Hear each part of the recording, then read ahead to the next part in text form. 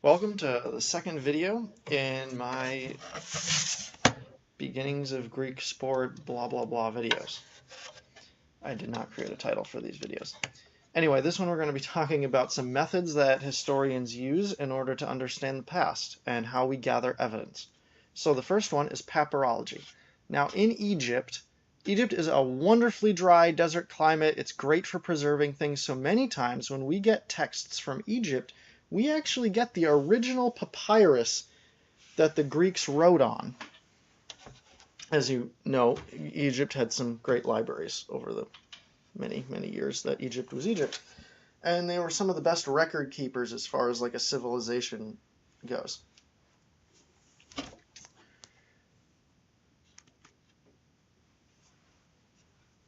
Oh, one more thing. It's really nice to have the original papyrus that, Plutarch or so-and-so actually wrote on, compared to a manuscript that's from like the 1200s AD, instead of like the one that's from, the 100s AD. Because with a manuscript, when they copy it, you're copying it by hand, there's going to be a lot of errors. And they try to do a really, really good job, and most of the time they do, but sometimes that's like the 4th time it was copied or the 10th time it was copied, and well, if you guys try to copy a whole book or even just a couple of pages, you're going to spell some things wrong. You're going to put some lines in the wrong place, and well, you're just going to make mistakes, and then you're going to be reading it later, and you're not going to have the original to consult, and you're going to be like, well, is this a mistake? What is this? Is this a misspelling on purpose? Who did this? Kind of thing. So, again, doesn't really happen, these mistakes don't affect all the texts, but they affect a few texts pretty badly, and a few texts really not at all. So it's kind of hit or miss. But when you get the original papyrus, it's awesome. Okay, epigraphy. Epigraphy is basically gravestone inscriptions. And inscriptions, it's really inscriptions anywhere. Epigraph means upon, writing upon. So writing on top of something, but like etching something. So it's anytime you etch into stone or any kind of masonry, brick.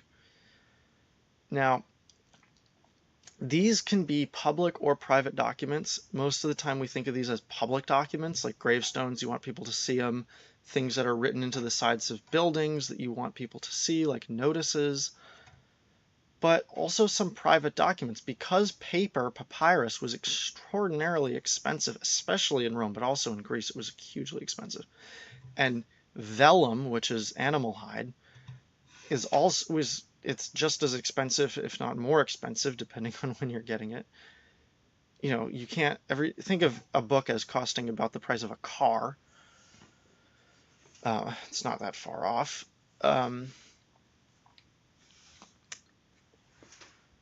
Cheaper things to write on are stone or wood. Wood unfortunately degrades and deteriorates, but stone doesn't, and stone preserves things really well. So we have stone. Again, you can't write all day on stone.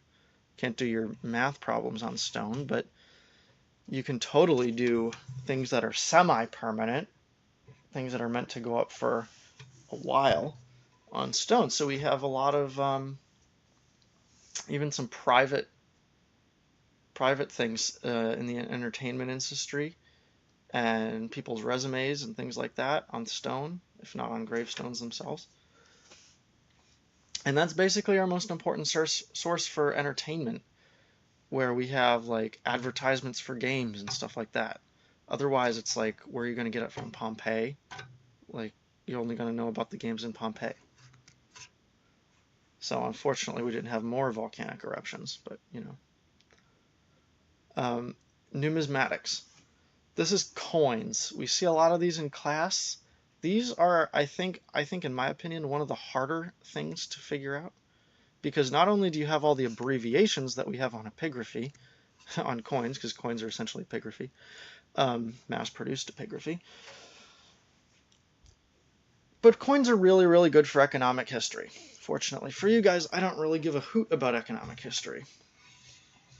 It doesn't matter to me. We don't have time for it. It's cool. It's fun. If you're that kind of person, that kind of inclined. But I'm not. I prefer the whole big man history kind of approach. So when we talk about coins in this class, we'll mostly be talking about who's on them, what's there, what are they trying to say about themselves. And that's really ultimately why coins are so important as they are, is because, it's nice to count them for economic history, but the reason we actually want to look at them is because we want to see how people want themselves to be seen. Coins are mass-produced propaganda. They are flyers. They are advertisements for the emperor, for the person who's putting on shows in Greece, for the person who's in charge of the mint in Greece. Okay, rich people got charge of things like the mint. In Rome, it was more of a political office. In Greek, it sort of fluctuated depending on where you lived. But if you were a rich person and, you had enough money and you could, one of your duties to the state could be being in charge of minting some coins for a time, depending on what state you were in. But ancient Greece didn't have any taxes. So in ancient Greece, this is a little bit of a tangent I'm about to go on. Hopefully it'll only take a minute. But ancient Greece didn't have taxes. And when you don't have taxes, how do you get public works done? How do you get roads? How do you get warships? How do you get games, athletic contests? How does that all happen when you don't have taxes? Well, a warship or a festival, or really anything that is large and public work, aqueduct maybe, well, we're not going to get into those now. Those weren't put on by Greeks. Large public works project, these things are very much, well, public. And it's great PR, it's great advertising for a person.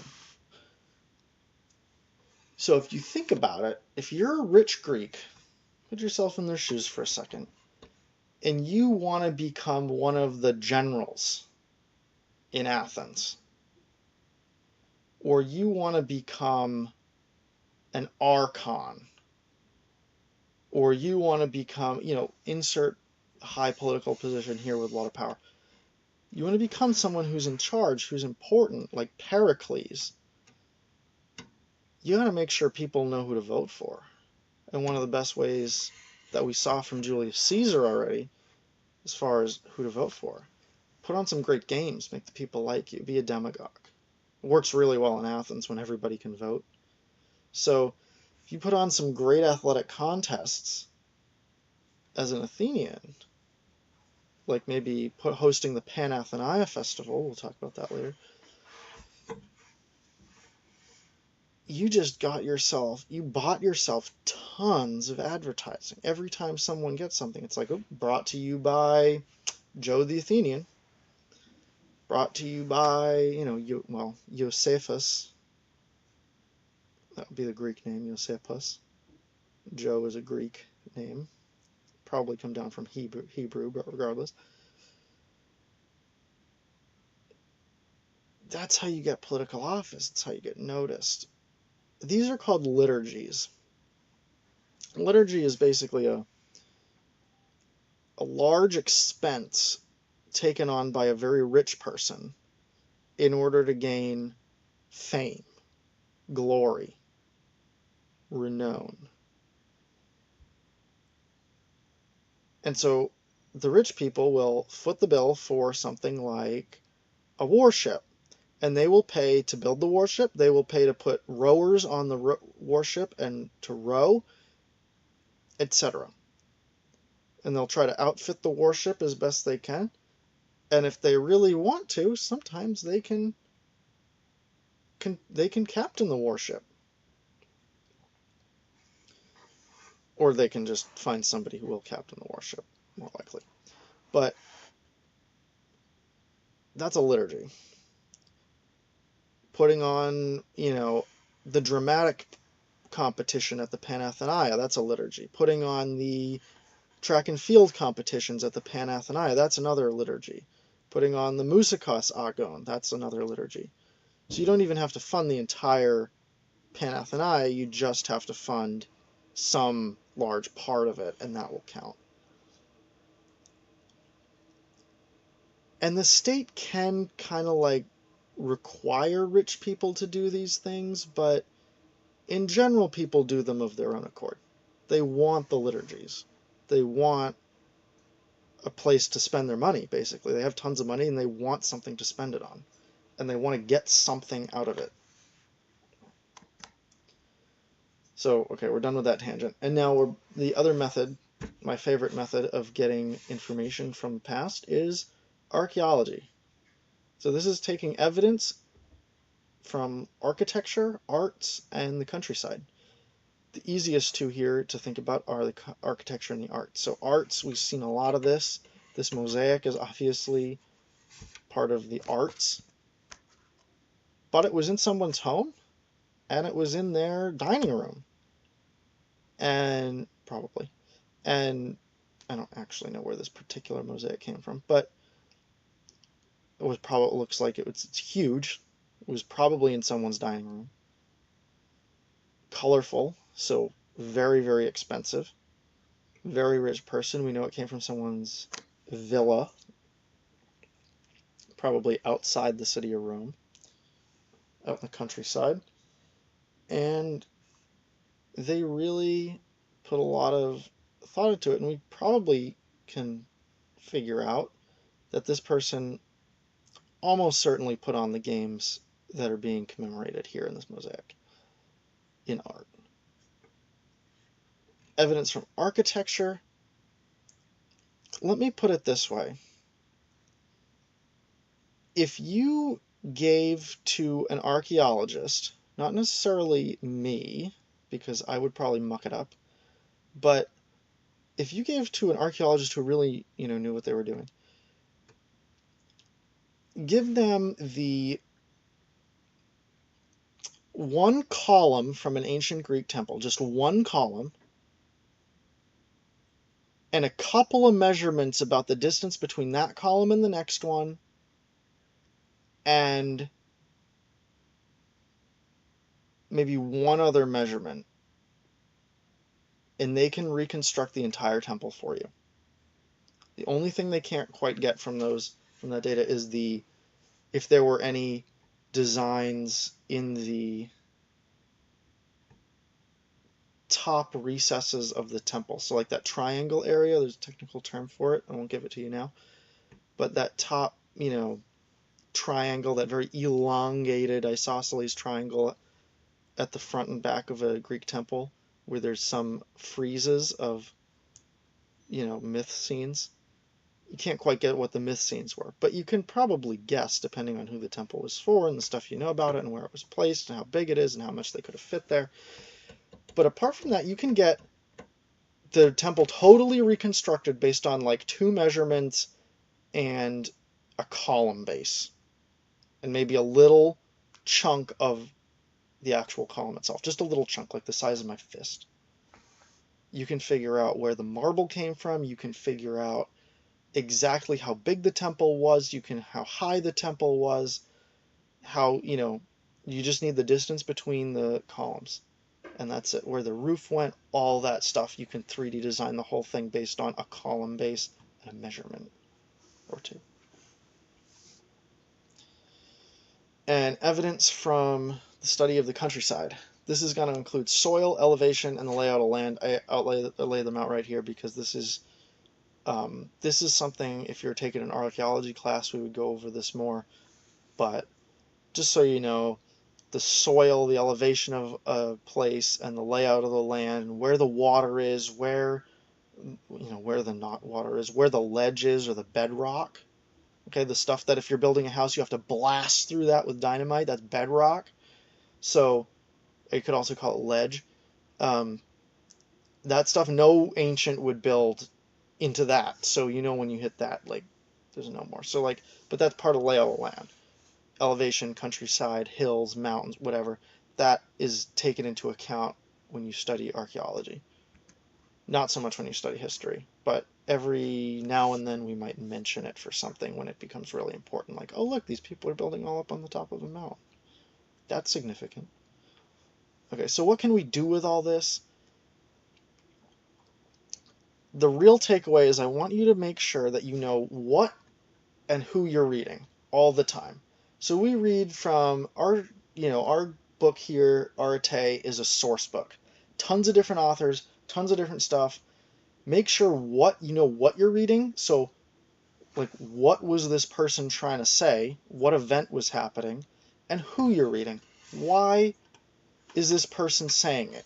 What is it about this person that gives them a vested interest in saying this? What is their perspective?